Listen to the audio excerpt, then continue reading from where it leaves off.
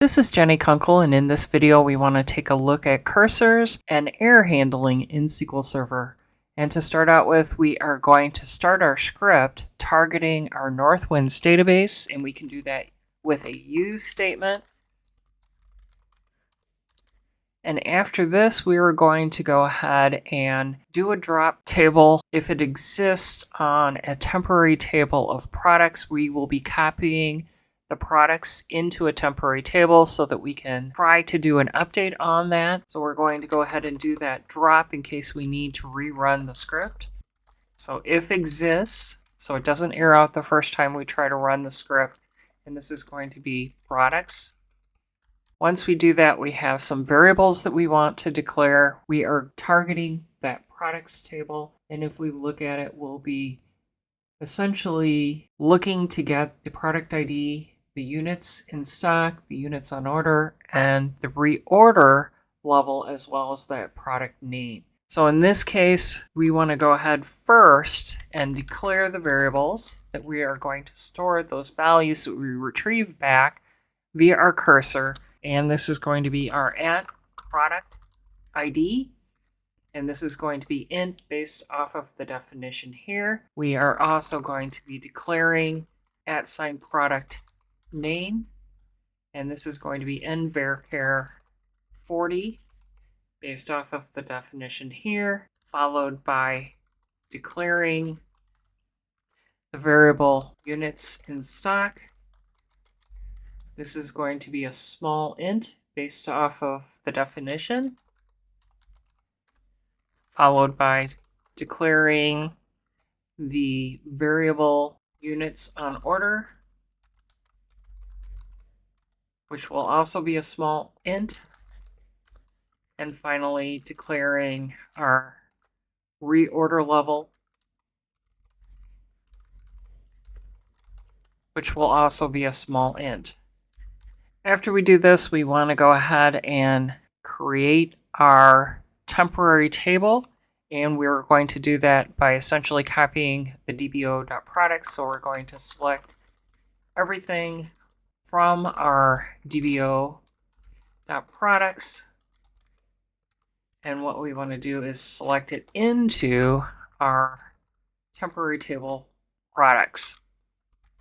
After we get done with this, the next thing that we want to do is to go ahead and define a cursor. And a cursor is essentially going to give us the capability to process a result set similar to what we do with files. We can open the cursor similar to what we open files. We can then go ahead and fetch a record from the cursor, same as if we did a preliminary read on a file. Then we can loop through the results in the cursor, and at the bottom of our loop, we're going to fetch the next record, similar to if we had a read on the bottom of our loop. And of course, we're going to do that processing of our cursor until we have no more results to read, similar to how we process files where we read until we do not have any more records. So that's kind of how we have to deal with our cursors. Then we can close our cursor, and then in order to free it up, we can deallocate the cursor, similar to how we have to process things on our programming side with our files as well. So in this case, our cursor definition, we want to declare the products cursor. And this is going to be cursor. And we're going to declare it for selecting the product ID, the product name, units in stock,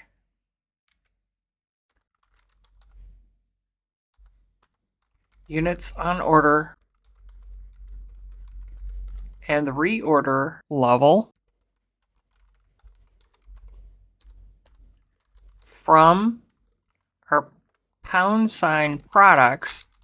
And what we want to do is we want to look and retrieve records where the units in stock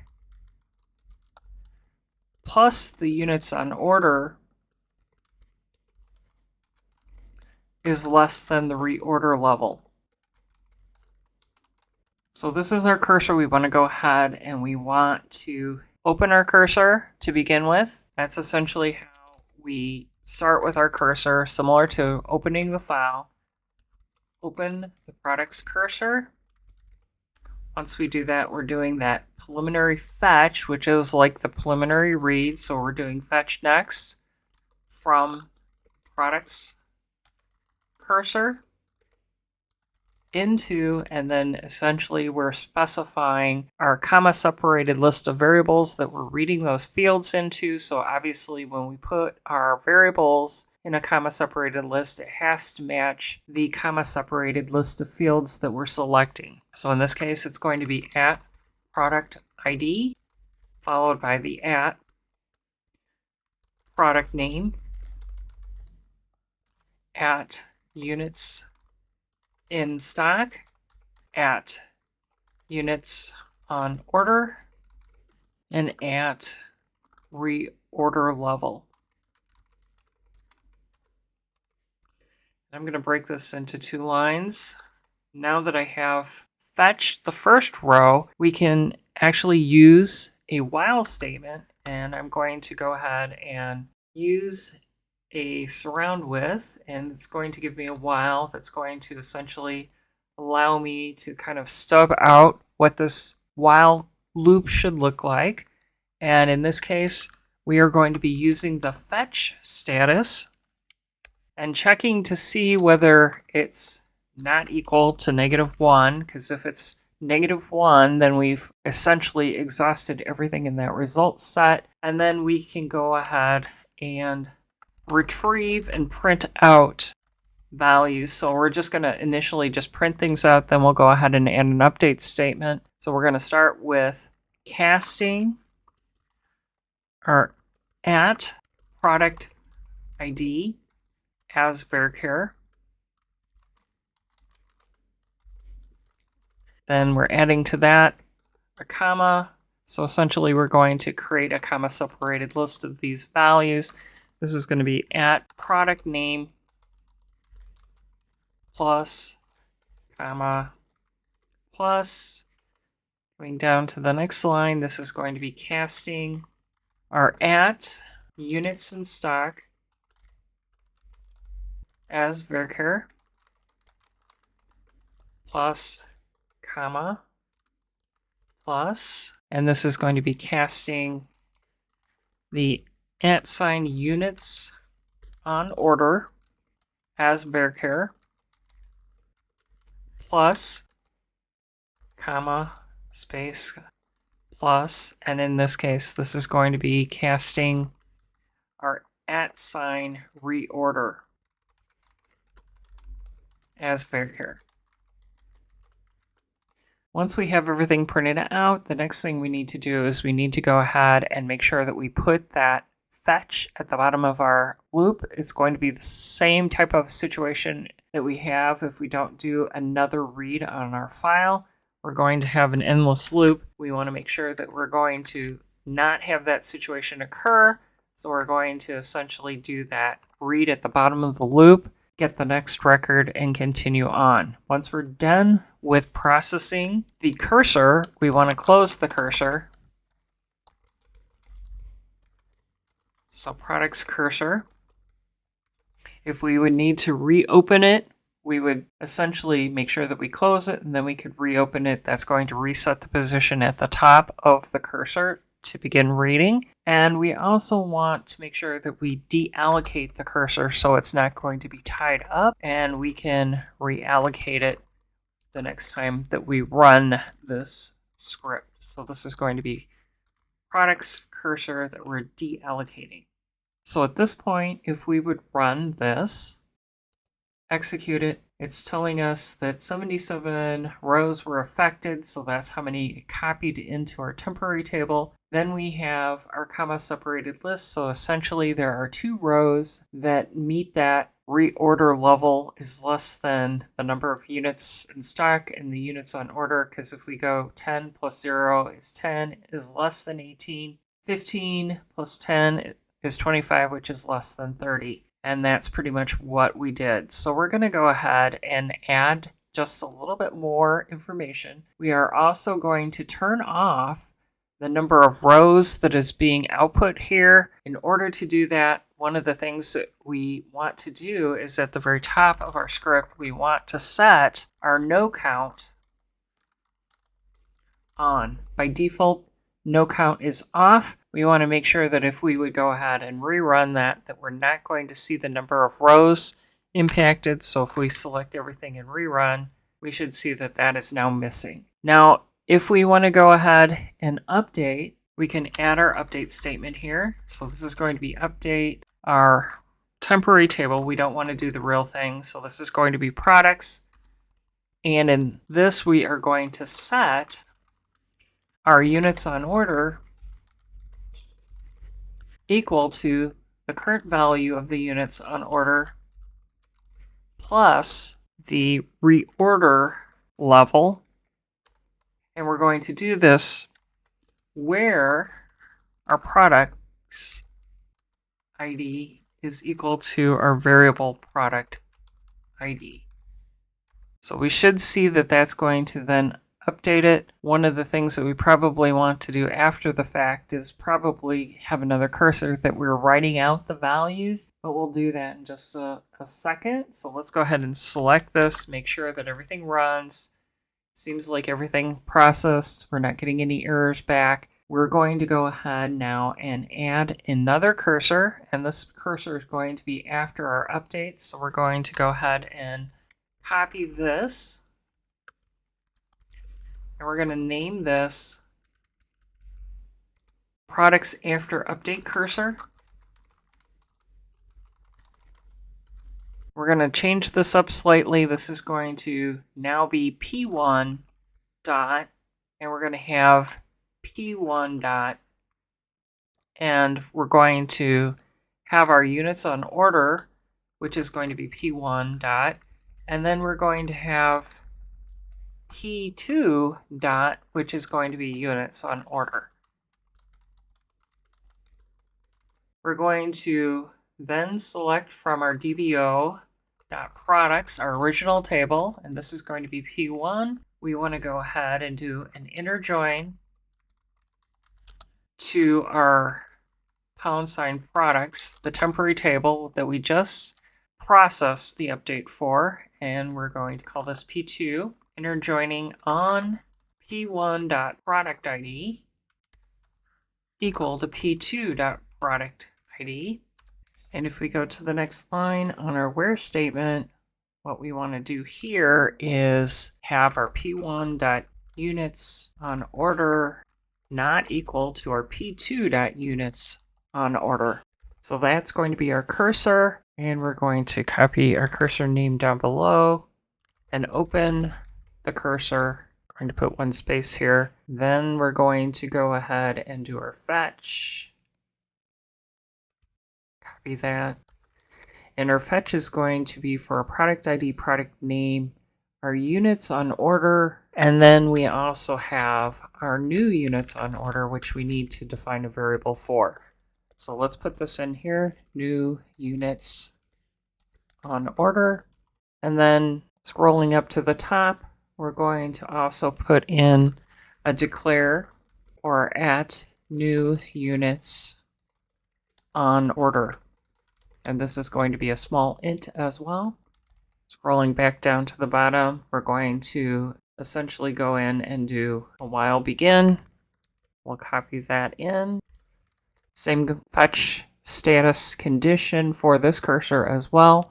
Let's go ahead and add the fetch to our begin. Make sure that we have that at least at the bottom of our loop. And then we're going to go ahead and do our end. And then, of course, copy this.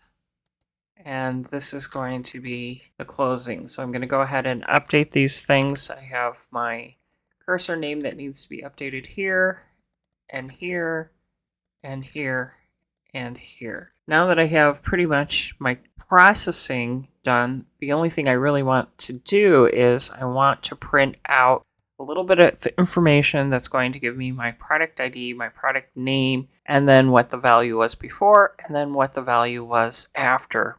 And this is going to be print @ product name plus, and I'm going to be putting in a parenthesis and going to cast the @ product ID as varchar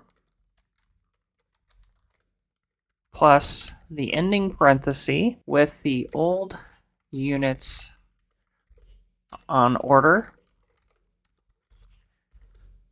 Then going ahead and casting the units on order as varchar plus the new units on order and casting the @ new units on order as varchar. And that should pretty much be our processing. We have our print statement that's actually going to print out the difference. It's going to show the before value and then the after value, and we can kind of check the math. So let's go ahead and select this and let's execute.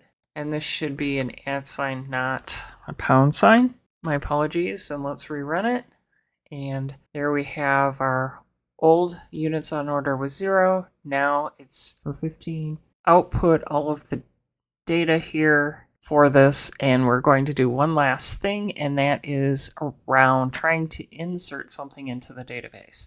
So I'm just going to tack on down at the bottom one last thing, and this is going to be where we want to go ahead and add some exception handling, because sometimes if we insert something into the database, it could potentially throw an exception. Really anything could throw an exception, but we're just going to do the begin try here on this block. And we start this with a begin try, similar to try catch logic in other languages. We're going to have an end try as well. We have a begin catch, and then an end catch as well. Within our begin try, what we want to do is we want to insert into our dbo.pilot table, which has fields first name, last name, birth date, SSN, and cell phone no, plus gender. We're going to be inserting values. Let's go ahead and let's indent this. And this is going to be Terry Tebow 0404 1996 with 999557755 for the social security number, and 227-931-2347. And this is going to be female. And one of the things that we want to do is this has a pilot number field which uses an identity. We want to get the identity value back after the insert. So we're going to go ahead and set the @identity. So this is going to be a variable that we're going to have to go up and define. And this is going to be @identity. This is something that's already defined for us, and we can grab after an insert value. So let's go ahead and let's go up and add the declare for our identity, and this is going to be an int because our pilot number is an int, and then we have a declare that we want to do to get the row count back, and this is also going to be an int value. So if we come back down, what we want to do down here after we get our identity is we want to get our row count. And for our row count, we're going to say row count, our variable is going to be set equal to the row count that is available. And we can go ahead and check that row count. And if it's equal to 1, then we want to go ahead and print a message that pilot, and go ahead and cast the identity as varchar, because we want to show that new pilot assigned value plus insert it. So this should be the message that we get back. We also have a possibility that it's going to fail, so we need to do a little bit of exception handling, and we want to go ahead and print a message. And we could do something like failure record was not inserted. And we might want to get more specific information about the exception, and this is going to be where we can put in the error and get the actual number of the error, and we can convert that to varchar, and this is going to be calling the error number function. Then we want to go ahead and concatenate colon, and then put in the error message that we get back from the error message function. And that should pretty much comprise our exception handling, where we're using that try catch. We're using the built-in functions to get the error number and the error message back. We're getting our identity out and the row count after we have done our insert, so we know if the row count is 1, then the update was successful. Otherwise, if the row count is equal to 0, then it was not successful. And if we go ahead and try this out, if we execute it, we can see that the record was not inserted because we have a violation of a key constraint on the duplicate key of the pilot for this value. So if we change it up, maybe if we make this 7655, let's try that. And now we can see that our pilot is inserted. So this is some of the logic and exception handling that we can add. So we've gone ahead, we've added our cursors, we've played around with a couple of different cursors, we've gone ahead and added some exception handling, looked at how we can get the identity out, how we can get the row count out, how we can get messages and errors when we have some type of an exception that we can handle as we deem necessary.